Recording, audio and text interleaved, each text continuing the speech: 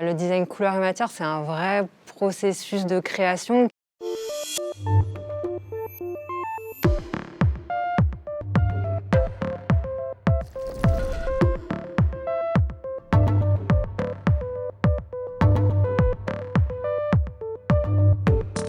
Je suis Julia Bourrel, designer couleur et matière pour la marque Peugeot depuis 7 ans maintenant.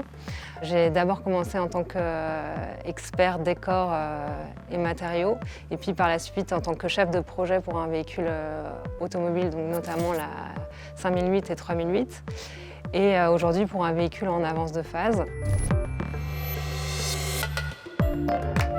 J'ai un parcours qui n'est pas automobile. J'ai commencé par étudier le design textile et matière aux Arts Déco à Paris. Et par la suite, en fait, je me suis retrouvée un peu par hasard dans l'automobile avec un stage chez un équipementier. Il y avait une grande richesse des matériaux et d'innovation, et c'est ça qui m'a vraiment plu. La particularité de l'équipe couleur et matière, c'est d'avoir des profils très différents, issus donc, du design de mode, d'architecture. Et ces différents talents vont nourrir l'univers de la marque Peugeot. Au sein du design Peugeot, il faut savoir qu'il y a plusieurs entités, le design extérieur, le design intérieur et le design couleur et matière. Le design couleur et matière, c'est un vrai processus de création, et en fait, on va vraiment intervenir au démarrage d'un projet automobile sur tout ce qui va être visible dans le véhicule. Donc, travailler vraiment en co-création avec les designers intérieurs et extérieurs.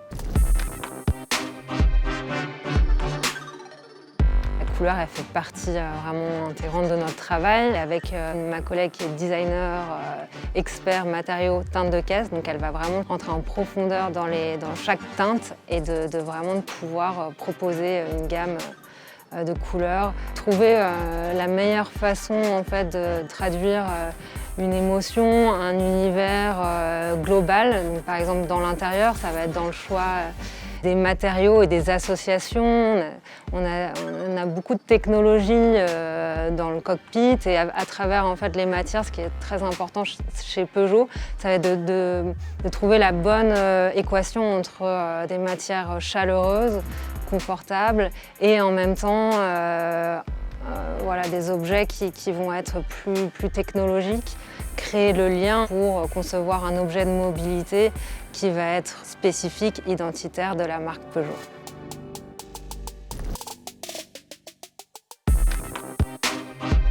Dans le studio couleur et matière, on travaille aussi en équipe, c'est-à-dire qu'il y a les chefs de projet et des designers experts décor qui vont vraiment rentrer dans chaque détail.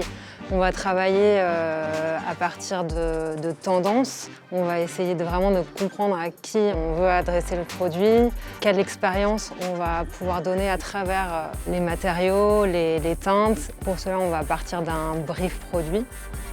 Et à partir de ce brief, en fait, on va s'inspirer de tendances plus sociétales. Donc ça va être des tendances qui vont être plus longues, à horizon 10 ans. Et après, des tendances plus courtes, qui vont être des tendances, par exemple, liées à la mode, à l'architecture, à l'art contemporain, à plein de domaines, en fait, même du sport, du quotidien, qui vont en fait nous aider à créer des univers pour les réinjecter dans l'univers et l'ADN de la marque. Donc ça, c'est très important.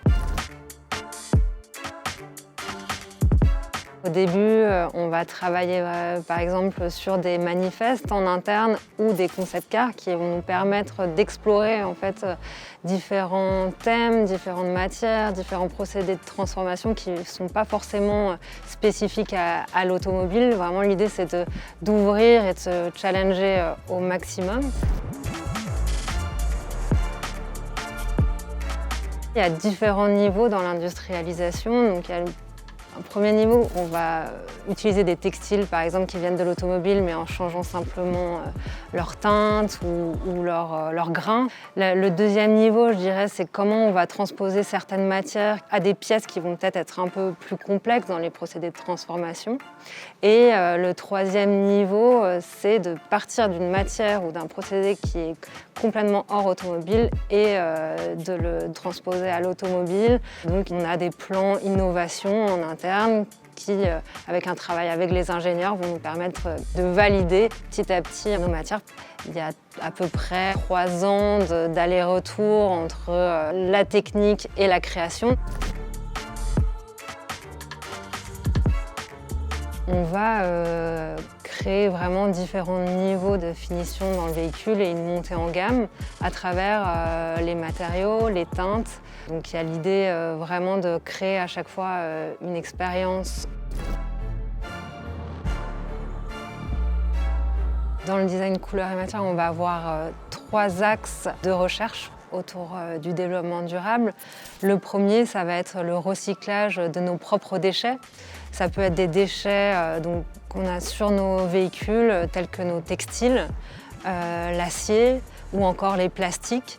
Et en fait, on va imaginer pour les véhicules futurs des façons de réutiliser ces déchets pour les valoriser esthétiquement aussi. La deuxième partie, on va travailler sur l'axe de l'allègement. Donc on va essayer de ne pas forcément recouvrir nos matières, travailler sur des aspects un peu bruts.